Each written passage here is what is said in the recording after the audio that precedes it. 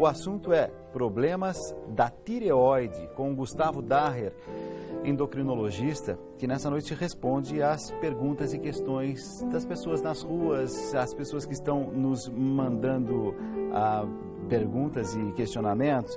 Por exemplo, a respeito de câncer de tireoide. Tem várias perguntas nessa linha. Muita gente se assusta, encontrou um nódulo.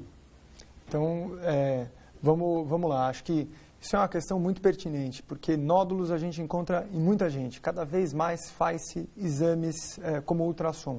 E hoje em dia o ultrassom ele ganhou muito mais resolução. A gente acaba vendo mais coisa. E vendo mais coisas, a gente acaba tendo que trabalhar com o que a gente acha, a gente tem que ir atrás de ver o que está acontecendo. 30 anos atrás, então não é que se tinha menos problema de tireoide. Se via menos. Via menos. O que acontece, Narciso, eu acho que é importante o pessoal em casa saber que, por exemplo, vou usar um dado mais ou menos recente, quase 50% a 60% das mulheres na faixa etária dos 60 anos vão ter algum tipo de nodulação no exame de tireoide. E uma parcela muito pequena dessas pessoas vai ter algum risco real de ter câncer. Claro que todo mundo deve ser avaliado para ver isso. Para a gente chegar a esse diagnóstico de câncer de tireoide, tem que ser feita uma punção desse nódulo, tem que ser bem indicado, a gente não sai puncionando todo o nódulo. Feita a punção, vai se dar uma ideia do que a gente tem ali, como se fosse um auxílio diagnóstico. E aí, tendo a indicação, faz a cirurgia. E é importante lembrar que dentre os cânceres de tireoide tem vários tipos, né?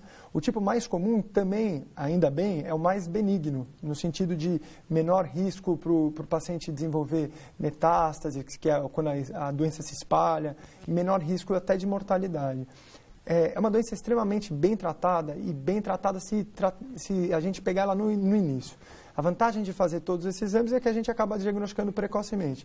Mas tem que ser criterioso para indicar quem que a gente vai puncionar e, mais importante, quem que a gente vai tirar a tireoide. Provavelmente o pessoal em casa, às vezes acaba vendo que, olha, eu conheço alguém que tirou a tireoide e foi lá e tirou e era tudo benigno.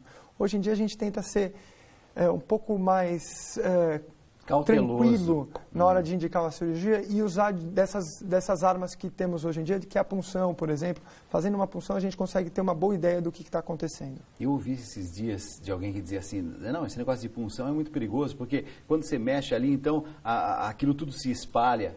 Isso é mito. Na realidade, isso serve para alguns tipos de câncer. A gente está falando de tireoide. Tireoide é um órgão que fica bem superficial. Encapsulado também. Ela fica bem aqui na frente do nosso pescoço. E para acessá-la é muito simples, é uma agulha simples, a gente sempre preconiza fazer essa punção com uso de ultrassom, claro, com um profissional capacitado, e é muito raro a gente ter alguma complicação. E essa complicação de espalhar câncer, no caso da tireoide, inexiste. Deve ser feita a punção antes de fazer qualquer outro tipo de tratamento. Temos questões e perguntas das pessoas nas ruas, e a gente foi para as ruas para saber qual a sua dúvida sobre tireoide. Vamos lá. É verdade que os alimentos ricos em iodo auxiliam no combate a problemas de tireoide? Então, vamos lá. A questão do iodo é uma questão quase que histórica. Antes a gente tinha uma carência de iodo na maior parte do Brasil. Iodo, para a gente entender, está naqueles alimentos, normalmente sal, coisas que vêm do mar. Então, no interior do Brasil afora, a gente sempre tinha falta de iodo e aí acabava tendo o famoso bócio, né, que a tireoide crescia.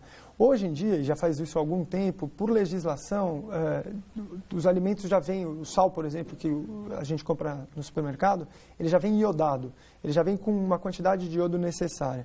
E pessoas que não têm acesso a isso, eventualmente, podem sim ter alguns distúrbios de tireoide, ou pessoas que nasceram em áreas que isso ainda não foi colocado em prática, têm mais risco. De maneira geral, eu acho que, assim, respondendo a pergunta diretamente que ele fez, o iodo tem interferência na tireoide? Sim, tem, mas a gente não precisa mudar nada da nossa alimentação regular. Quer dizer, você comendo direitinho, comendo a comida usual que a gente come, ninguém, pelo menos aqui em São Paulo, vai ter deficiência de iodo com facilidade. Uhum. Nós temos mais perguntas de telespectadores nas ruas. Vamos lá. Quais exames que podem ser feitos para o diagnóstico da tireoide? Junta num balaio de gato aí, né? Quer dizer, a gente está falando de Duas coisas, só para a gente tocar em dois assuntos que nós mesmos falamos aqui. São os distúrbios de função de tireoide, que é quando ela funciona demais, que é o hipertireoidismo, ou de menos, que é o hipo, e os exames que vêm em nódulos. Para os exames de função, o que é recomendado é, se você tiver algum sintoma, se o seu médico achar que é apropriado, e se você tiver um histórico familiar muito importante, vale a pena colher exames de função tireoidiana, que vêm ser 2 exames muito simples de dosagem hormonal que são feitos na maior parte dos laboratórios aí, que são chama-se hormônio TSH e o T4 na forma livre.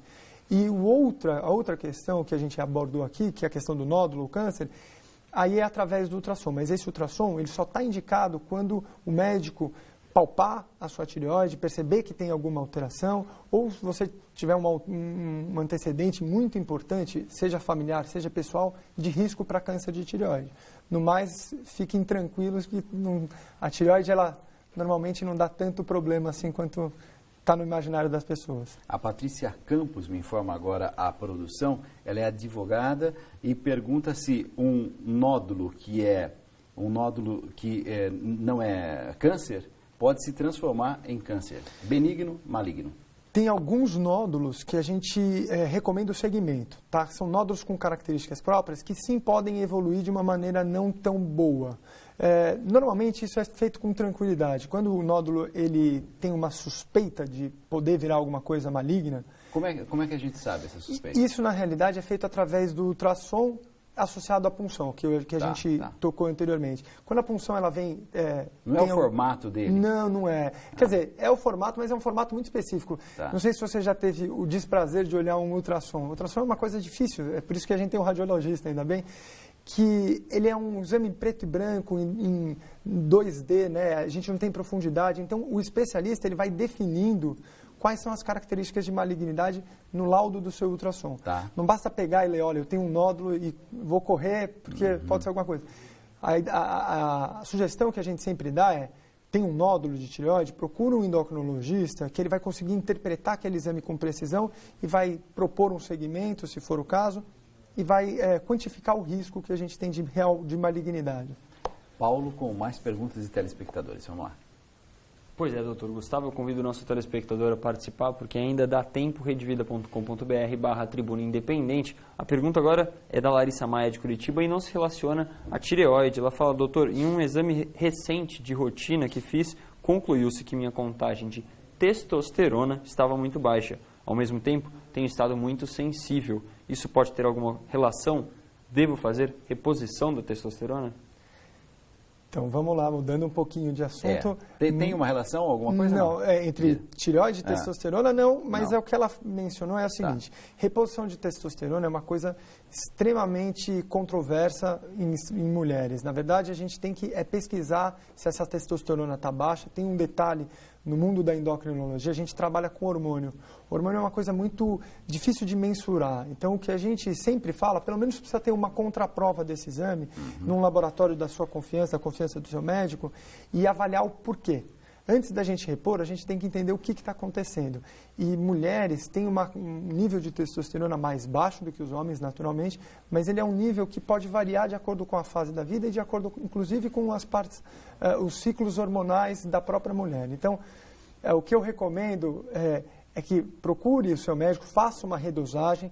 A gente pensar que a sensibilidade emocional só está relacionada à testosterona não me parece muito ser o caso. Tá? A gente talvez procurar um pouquinho melhor em outras coisas. Olha, sei que o senhor já tocou nesse assunto, mas em respeito ao Jonathan Silva, é verdade que tem um tipo de problema na tireoide que emagrece e que engorda, e quem não cuida da tireoide pode sofrer alterações hormonais? Então, vamos lá. A questão do peso e a tireoide, eu brinco no consultório desde que o Ronaldo Fenômeno falou, né? Que ele não conseguia perder peso por causa da tireoide, isso então virou verdade. E, na verdade, a coisa não é tanto assim.